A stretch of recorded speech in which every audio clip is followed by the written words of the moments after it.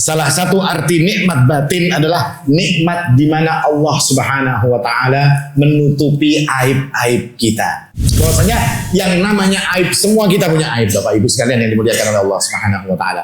Aib itu yang bikin kita malu. Jangan sampai kita bangga dengan aib kita. Apa aib itu? Aib yang paling tidak adalah kemaksiatan yang kita lakukan kepada Allah. Itu aib.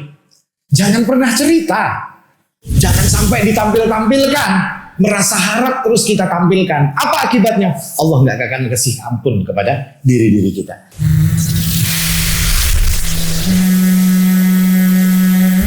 Assalamualaikum warahmatullahi wabarakatuh. Alhamdulillah, nahmaduhu wa nasta'inuhu wa nastaghfiruh wa na'udzu billahi min shururi anfusina wa sayyiati a'malina. Man yahdihillahu fala mudilla lahu ومن يضلل فلا هادي له وأشهد أن لا إله إلا الله وحده لا شريك له وأشهد أن محمدا عبده ورسوله اللهم صل وسلم وبارك على نبينا محمد وعلى آله وصحبه وسلم تسليما مزيدا وبعد إخواني وأخواتي في الدين عزكم الله.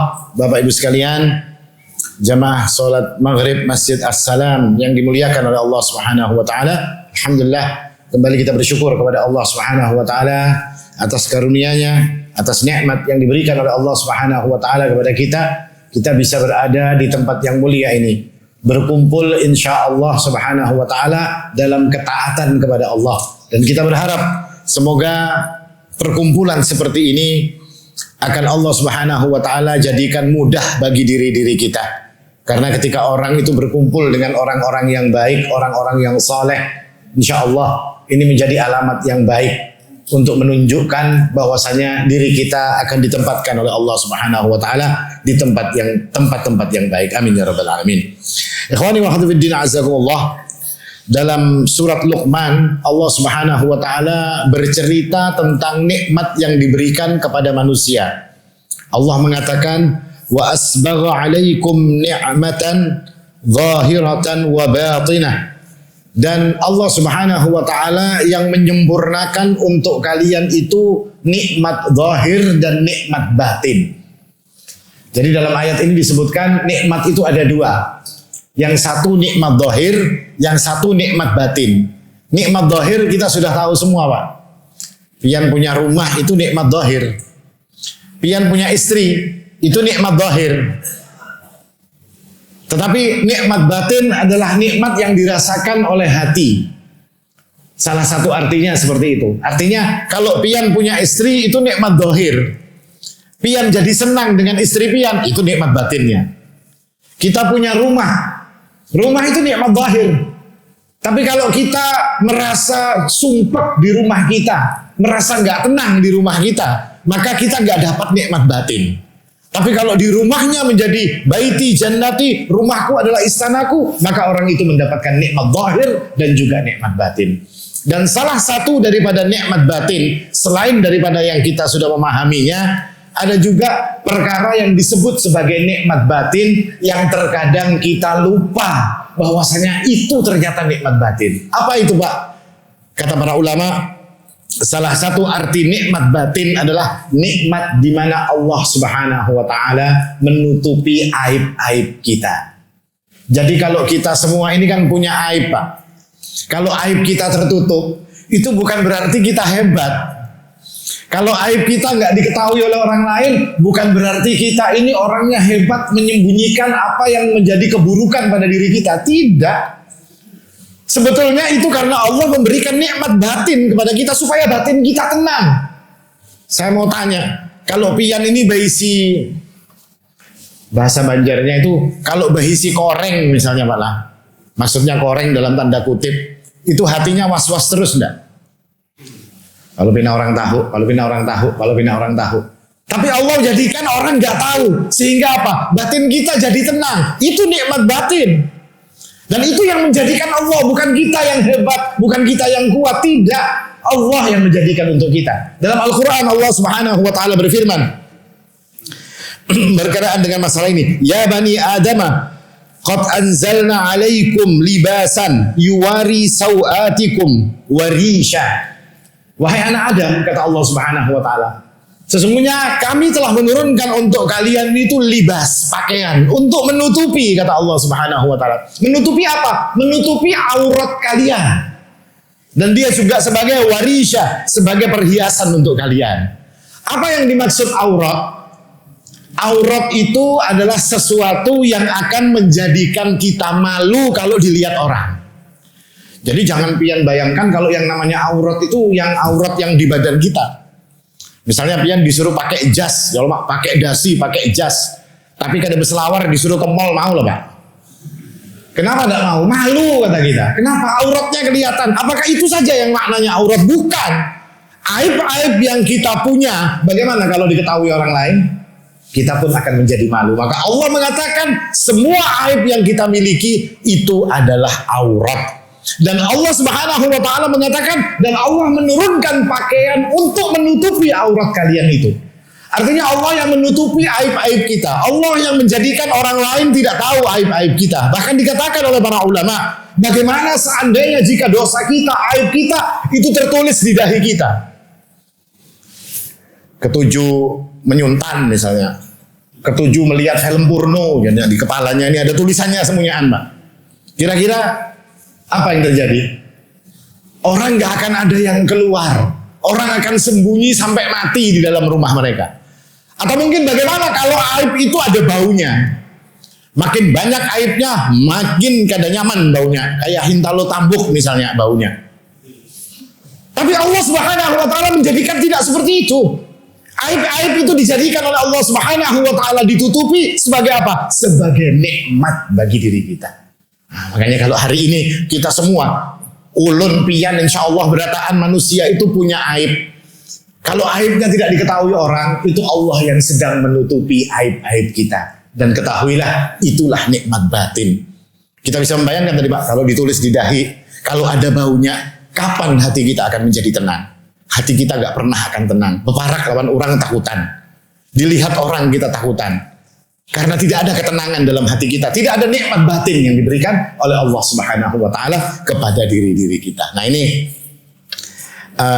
nikmat Allah Subhanahu wa taala yang menjadikan batin kita tenang dengan Allah menutupi aurat-aurat kita atau aib-aib kita. Lalu para ulama menjelaskan tentang apa sebab agar kita ini aibnya terus-menerus ditutupi oleh Allah Subhanahu wa taala. Karena yang namanya aib itu, Pak, enggak selalu ditutupi oleh Allah Subhanahu wa taala. Kalau orangnya bandel, ya kan? Korupsi 1 miliar dibiarkan. Korupsi 2 miliar dibiarkan. Tambah gancangnya korupsi dibuka oleh Allah Subhanahu wa taala. OTT KPK misalnya. Yaitu aibnya dibuka oleh Allah Subhanahu wa taala. Lalu kita berusaha bagaimana supaya aib kita ini merasa menjadi hamba yang banyak aibnya, Pak. Kita ini menjadi hamba yang banyak salahnya. Yang kesalahan kita itu akan bikin malu kalau diketahui oleh orang lain. Dan kita tidak ingin kesalahan kita, keburukan kita, aib kita itu dilihat oleh orang lain. Maka para ulama berdasarkan hadis Nabi dan juga ayat-ayat Al-Quran menjelaskan kepada kita apa sebab agar aib kita ini ditutupi oleh Allah Subhanahu wa taala. Bahkan nanti sampai hari kiamat Allah nggak akan membuka aib-aib kita. Karena nanti hari kiamat memang akan ada waktu. Allah mengatakan yauma tublas sarair. Hari di mana semua rahasia yang ada pada diri kita itu akan dibuka oleh Allah Subhanahu wa taala. Kita ingin semua ini tertutup mulai dari dunia sampai nanti kita bertemu dengan Allah Subhanahu wa taala. Apa saja sebabnya? Yang pertama, kata para ulama adalah wa min asbabi satarallahu alaika al-ikhlas wajtinabir riya.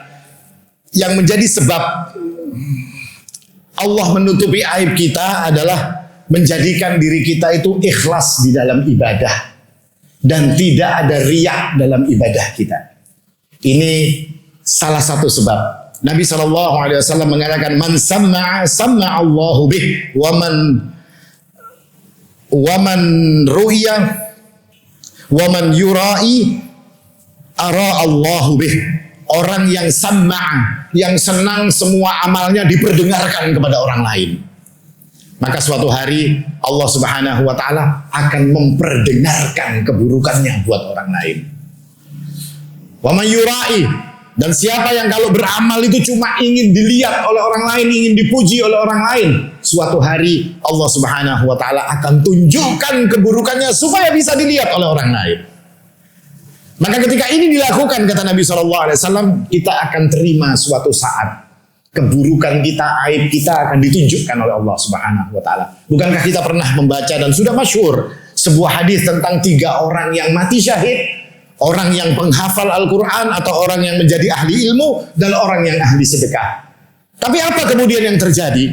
Allah Subhanahu wa taala masukkan mereka ke dalam neraka. Apa sebabnya? Karena ketika dia berjihad, dia ingin samma'a. Dia ingin memperdengarkan bahwasanya si fulan adalah si pemberani. Mengajarkan ilmu, dia ingin dipuji oleh orang lain. Si fulan adalah orang yang alim. Ketika dia bersedekah, dia ingin memperdengarkan, ingin dilihat oleh orang lain bahwasanya sedekahnya ini akan menjadikan dia adalah dipuji sebagai orang-orang yang dermawan. Semua yang dilakukannya bukan karena Allah, tidak ada ikhlas.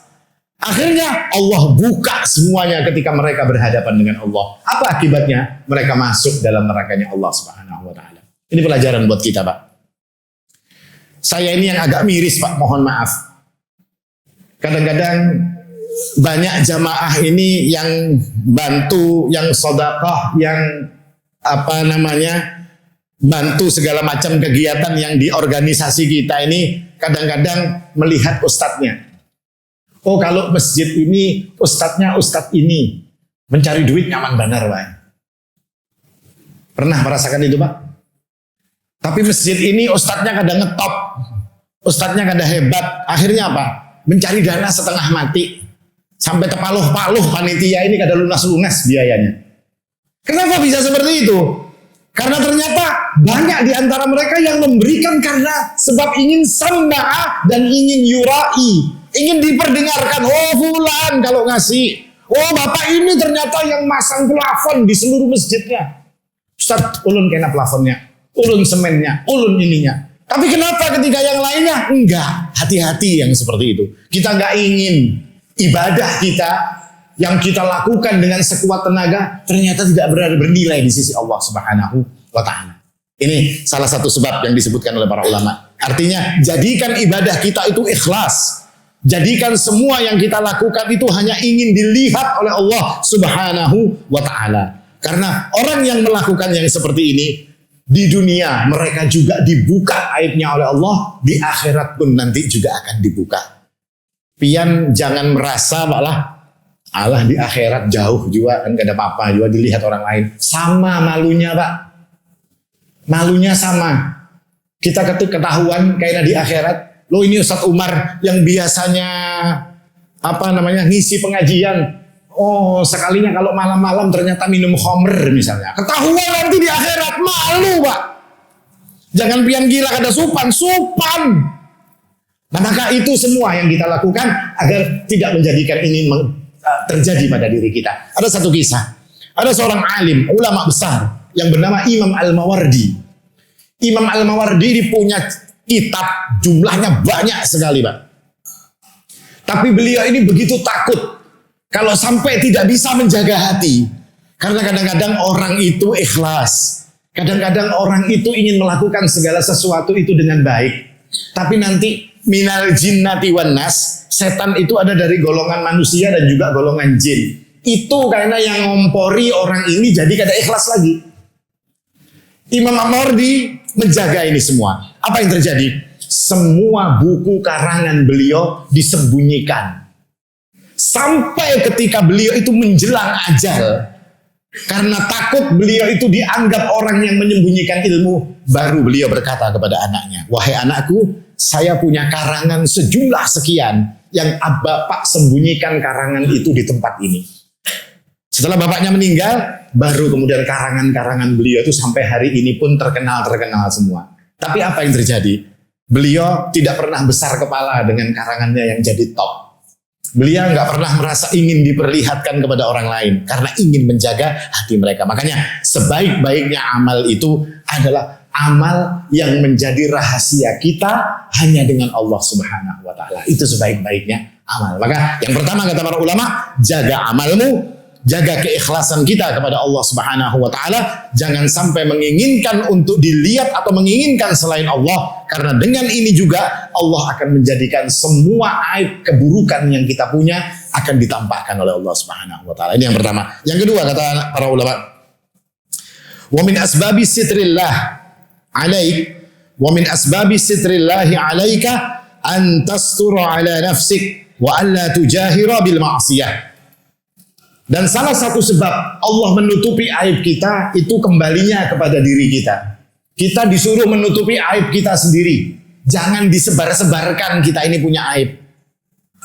Kita ini kadang-kadang sudah berbuat maksiat merasa harap, Pak. Maksiat merasa harap, dikisahkannya lawan kekawanannya. Oh, seorang habis ini menyuntan seorang semalam. Membongkar kendaraan berapa menit? Saya 2 menit, saya cukup 10 detik caranya. Harapnya bangga benar karena punya kemaksiatan. Ini bahaya. Nabi SAW pernah bersabda, kullu ummati mu'afa illal mujahirin. Semua umatku itu dosanya akan diampuni oleh Allah Subhanahu wa taala. Apapun dosamu akan diampuni oleh Allah, illal mujahirin. Kecuali orang yang justru bangga menampak-nampakkan dosanya, ingin dipuji dengan dosanya, dipadahkan harap karena berdosa. Pak, minum khamr bisa habis berapa botol, Pak? Oh, saya 10 botol kada begarak. Misalnya kayak itu, Pak. Bangga ya. Artinya 10 botol tidak mabuk. Harap dan ini kata Nabi Muhammad SAW, ini gak bakal diampuni oleh Allah. Pasti diadab dengan sebab apa yang dia lakukan, dan Allah akan tampakkan kepada manusia tentang keburukan orang yang melakukan seperti ini. Dia nggak akan mungkin bisa sembunyi-sembunyi karena dirinya sendiri yang membongkar semua aib yang ada pada dirinya. Ini sebab yang kedua, dan ini menjadi pelajaran buat diri kita bahwasanya yang namanya aib, semua kita punya aib, Bapak Ibu sekalian yang dimuliakan oleh Allah Subhanahu wa taala. Aib itu yang bikin kita malu. Jangan sampai kita bangga dengan aib kita. Apa aib itu? Aib yang paling tidak adalah kemaksiatan yang kita lakukan kepada Allah. Itu aib. Jangan pernah cerita. Kita maksiat, ya sudah maksiat, bertobat kepada Allah Subhanahu wa taala. Jangan pernah menceritakan kemaksiatan kita kepada Allah Subhanahu wa taala. Dosa kok dicerita-ceritakan. Tidak boleh. Itu akan jadi sebab Allah gak ngampuni kita. Bahkan dikatakan ada orang yang berdosa di waktu malam dan tidak ada manusia yang tahu. Tidak ada seorang pun yang mengetahui ketika dia melakukan kemaksiatan kepada Allah. Ketika besok paginya dia ceritakan kepada orang lain. Ini orang bodoh, kata para ulama. Allah menutupi aibnya, justru dia yang membuka aibnya sendiri. Apa yang terjadi? Allah gak bakal ampuni. Pasti diadab oleh Allah Subhanahu wa ta'ala. Makanya dalam satu riwayat disebutkan, ada seorang laki-laki datang kepada Umar ibn Khattab radhiyallahu anhu. Lalu dia mengatakan, wahai Amirul Mukminin, anak saya ini pernah melakukan satu dosa. Yang dosanya ini sudah dihukum. Artinya dosa ini punya hukuman. Dan dia sudah bertobat. Hari ini anak saya ini dilamar oleh orang. Lalu orang ini berkata, apa boleh saya mengatakan kepada calon menantu saya, laki-laki yang melamarnya ini, saya mau cerita, oh dulu calon istrimu ini dulu misalnya seperti ini, seperti ini, seperti ini, seperti ini. Apa kata Umar ibn Khattab radhiyallahu anhu? Anta la ummalak alladhi ya'murun nasa ayyahtiku sitrallah alladhi satarahum bih. Celaka engkau ini, kata Umar ibn Khattab. Engkau itu diperintahkan oleh Allah Subhanahu wa taala untuk tidak membuka penutup yang telah ditutupi oleh Allah Subhanahu wa taala. Tapi justru kenapa engkau membukanya? Ketahuilah wahai bapak, sampai engkau menceritakan kepada calon menantumu bahwasanya anakmu ini dulu pernah bermaksiat yang seperti ini dan seperti ini, karena dia hari ini telah bertobat, engkau ceritakan kepada calon menantumu tadi, maka engkau yang akan aku hukum, kata Umar bin Khattab. Kenapa? Karena Allah sudah menutupinya. Jangan pernah engkau untuk menjadikan apa yang sudah ditutupi oleh Allah Subhanahu wa taala itu menjadi terbuka kembali. Nah, ini menjadi pemahaman buat diri kita bahwasanya yang namanya apa yang kita lakukan dari kemaksiatan kepada Allah Subhanahu wa taala itu jangan pernah untuk diceritakan. Kada usah kisah harat. Pian hendak harat itu kisahnya kalau yang baik-baik. Kalau nang sakit model nang kerusuhan kayak itu jangan dikisahkan. Tidak boleh itu. Apakah kita tidak takut dosa kita nggak diampuni oleh Allah Subhanahu wa taala? Apa kita nggak takut bahwasanya dosa yang tidak diampuni oleh Allah itu balasannya cuma satu, Pak. Nerakanya Allah Subhanahu wa taala.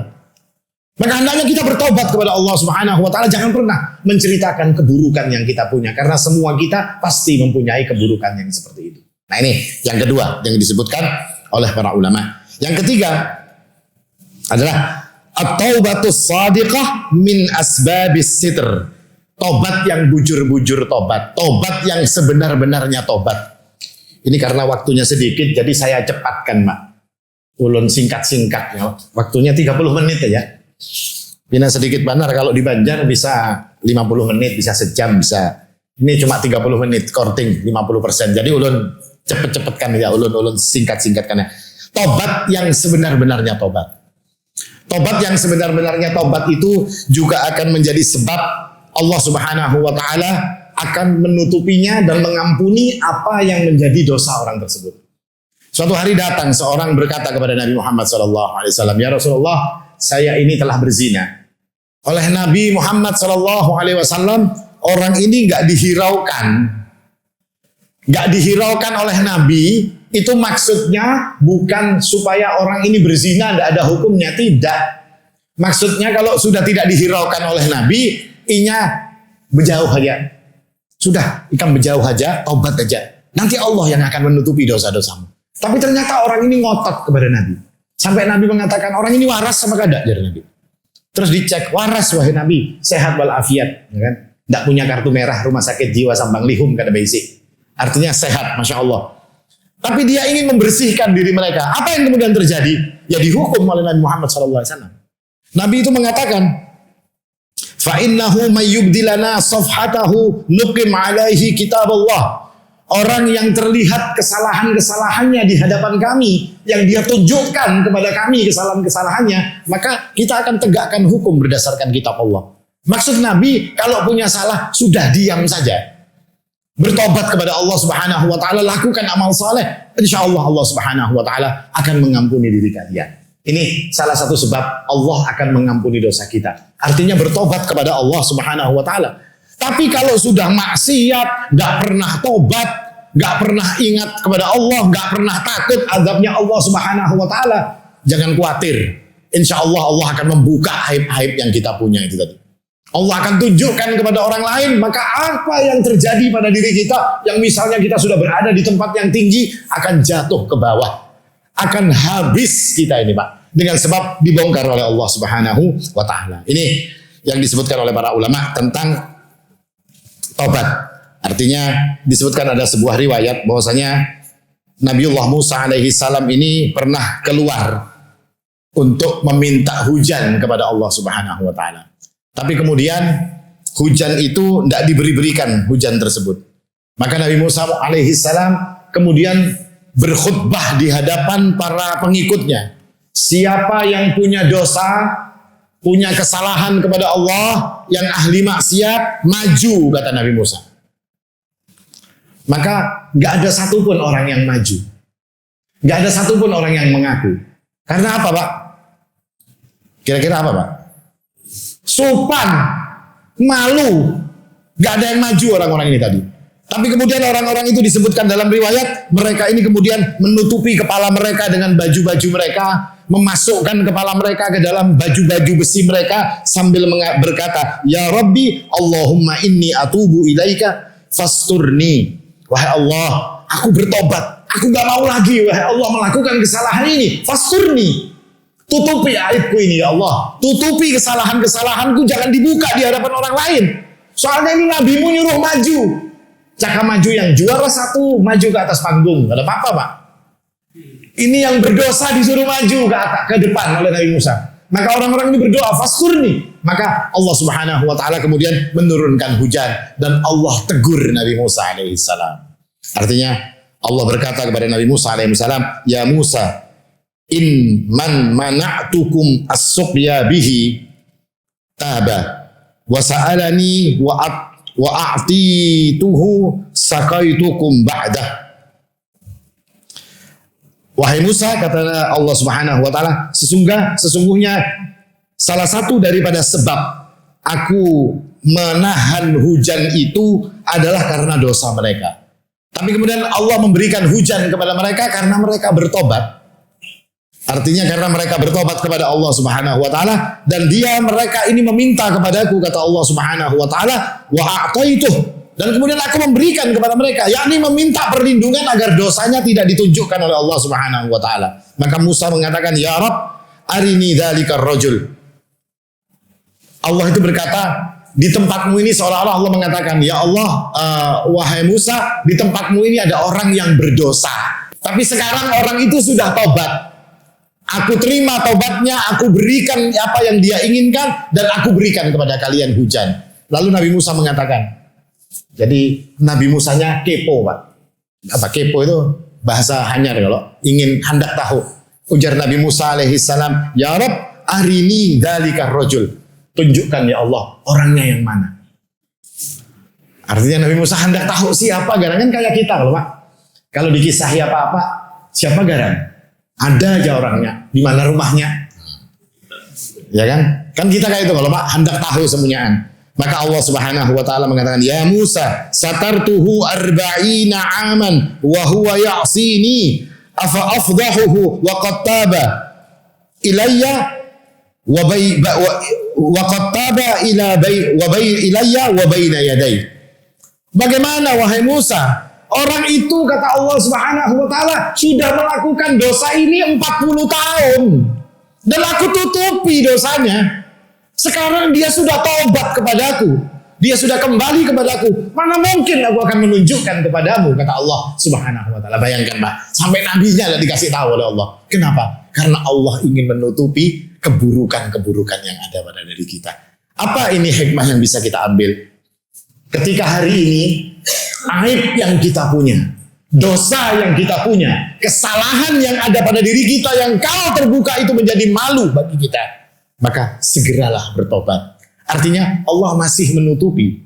Jangan sampai kita telat tobat, ujung-ujungnya Allah buka. Dan ketika itu Allah buka, maka kita akan tidak pernah menjadi atau berarti sebagai apa-apa di hadapan manusia. Ini salah satu yang disebutkan oleh para ulama. Artinya salah, ya semua pasti salah.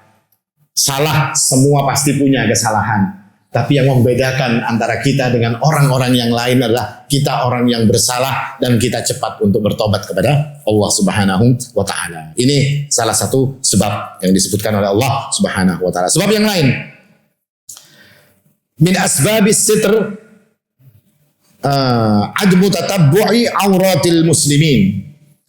Salah satu sebab Allah menutupi aib kita adalah kita ini nggak pernah ngurusi aibnya orang. Nah, ini yang jadi paling nyaman Pak. Ya Pak, membicarakan aibnya orang sambil ngopi, sambil makan bumbili besanga. Wah, itu nyaman benar Pak. Ya kan? Artinya jangan cari-cari aibnya orang. Kenapa? Kita berisi koreng juga. Kita juga punya aib. Nabi Muhammad SAW mengatakan, "Ya ma'syara man amana bilisanih wa lam yadkhul imanu qalbah." Wahai manusia yang mengatakan dengan lisannya dia telah beriman, tapi iman itu tidak pernah masuk ke dalam hatinya, kata Nabi Muhammad SAW. La taghtabu al-muslimin, janganlah kalian membicarakan tentang aib-aibnya muslimin. Wala tattabi'u auratahum, jangan kalian cari kesalahan orang, kata Nabi SAW. Orang kalau dicari salahnya apa Pak? Pasti dapat gak? Pian misalnya ulun scan kesalahannya, wah pasti dapat, belusin kesalahannya. Ulun kalau pian cari kayak itu kesalahannya, pasti dapat. Ujar Nabi, jangan cari-cari salahnya orang. Ya kan?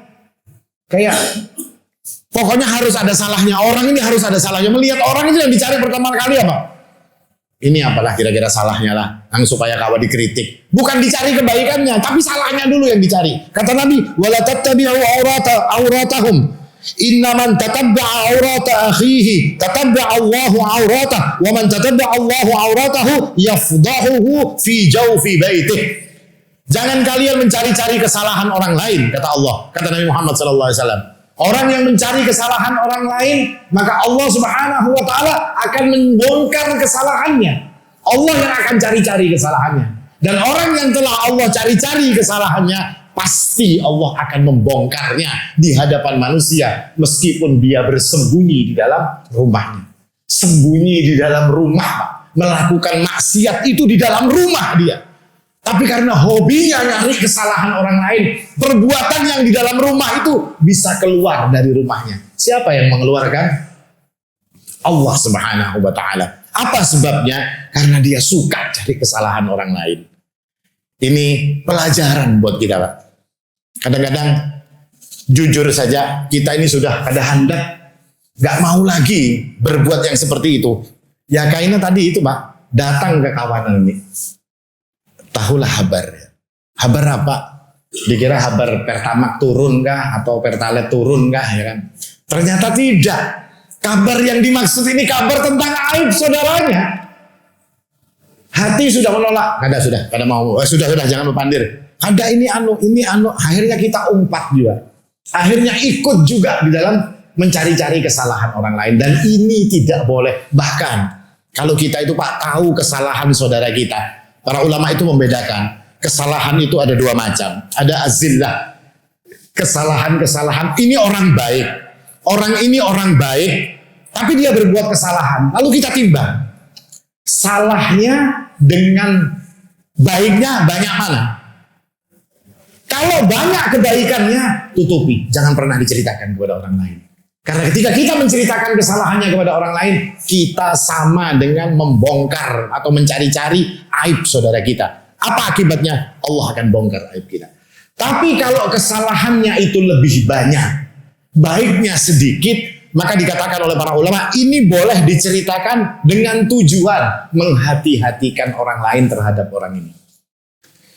Yang satu ini misalnya, ada seorang ustadz Pak Kiai misalnya, kesalahannya sebuting. Kalau berhutang ini lambat bayarnya, Pak. Ngalih ditagih. Tapi Masya Allah orangnya. Ini kan ada ustadznya, Pak. Ini saya ngarang ya, Pak lah. Jangan biar cari-cari kayak ustadznya. Kan ada ustadz kayak itu. Ini contoh saja. Dia ngajarkan ilmu, dia ngajari orang-orang ngaji, ngajari orang sholat dan segala macam. Banyak sekali kebaikan yang dia lakukan. Penyakitnya cuma sebuting. Kalau sudah berhutang, rasa mendapat. Kalau membayar, rasa kerampokan. Nah, si ustadz ini tadi. Kita timbang, ini kesalahannya kecil, Pak, dibandingkan dengan jasanya kepada umat. Maka apa yang harus dilakukan? Jangan terlalu diceritakan kepada orang lain. Tidak usah diceritakan. Biar pian nang dihutangi itu aja, nang tahu. Dan ini ustadznya, oh ini bagus ustadz ini. Oh bagus apa? Ini kalau berhutang ngalih ditagih jadi kita. Wah tersebar kemana-mana. Akhirnya ustadznya anak hutang gak ada kawal lagi. Tapi kalau keburukannya lebih banyak, orang ini kebaikannya sudah ada. Di masjid kada pernah kelihatan muhanya. Gawiannya mabuk misalnya, ketujuh menyuntan dan segala macam. Apa yang harus dilakukan? Beritahukan kepada orang lain. Bukan untuk mencela aibnya, tidak. Tapi untuk menghati-hatikan orang lain daripada perbuatan buruknya. Nah ini salah satu sebab. Artinya yang pertama tadi ikhlas dalam ibadah itu akan menjadikan semua yang kita lakukan, aib-aib kita, aurat kita akan ditutupi oleh Allah dan amal kita diterima oleh Allah Subhanahu wa taala. Yang kedua tadi, jangan pernah menunjukkan kejelekan-kejelekan kita. Aib kita yang tidak diketahui oleh orang lain itu Allah yang nutup.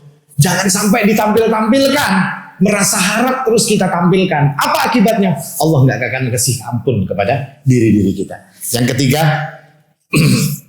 disebutkan tadi bersegera bertobat kepada Allah Subhanahu wa taala. Artinya kalau selama pada bapak ulun jadi maling selama 30 tahun gak ada pernah tertangkap.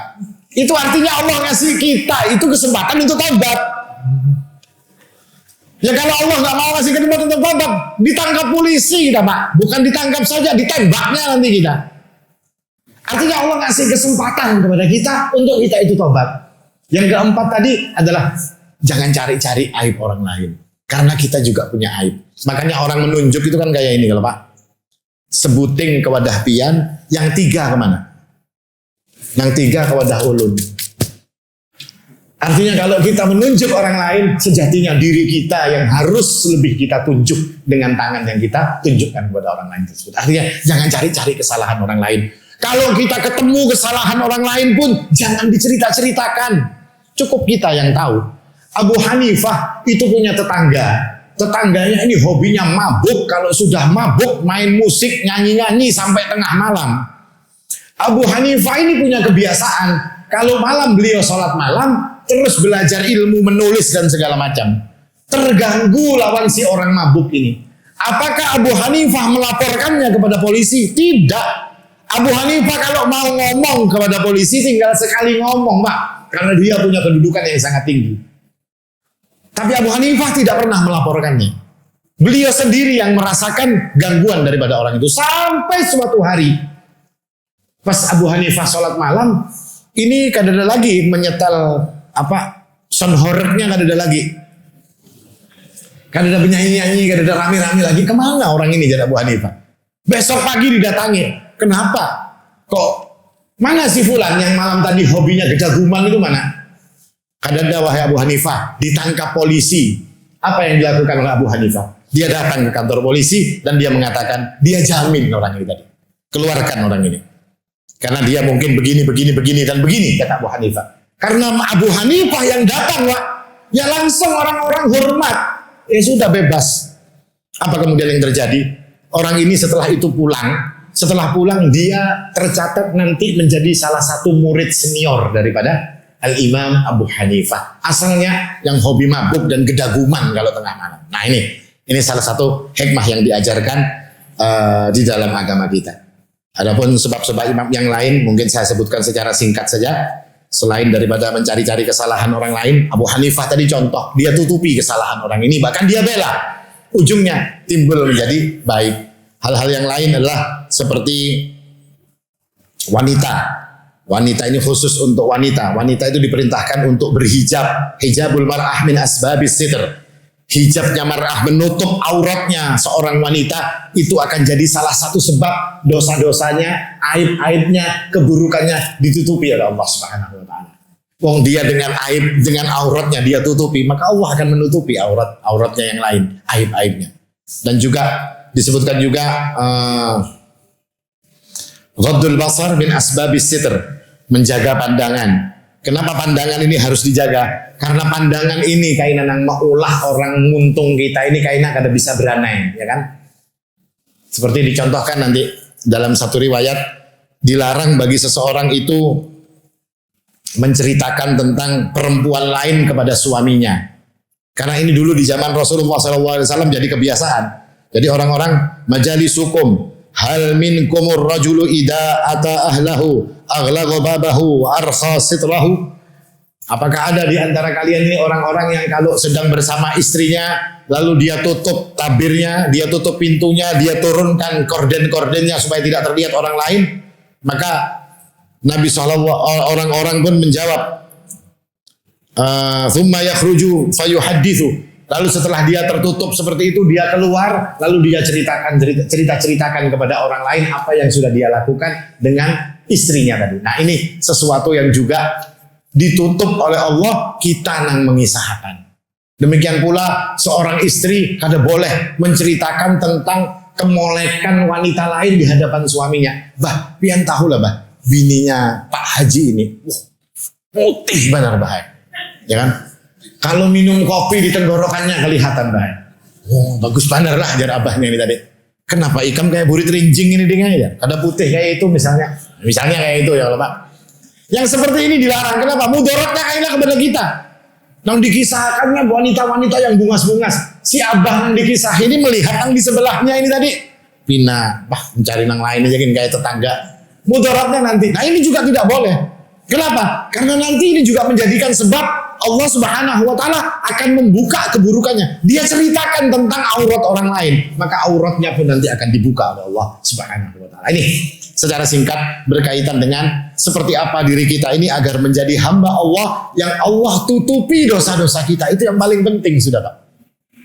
Aib kita, dosa kita, kesalahan kita ditutupi oleh Allah Subhanahu wa taala. Sampai kapan? Sampai nanti di akhirat. Bahkan disebutkan salah satu hadis, di akhirat nanti orang-orang yang seperti ini tadi, yang ikhlas, yang suka menutupi aibnya, yang tidak pernah menunjukkan aib-aibnya, yang suka menutupi aib orang lain, yang tidak pernah mencari aib orang lain, tidak pernah menjadikan aib orang lain itu menjadi konsumsi publik. Orang seperti ini nanti akan dihisab oleh Allah dengan Allah tutupi.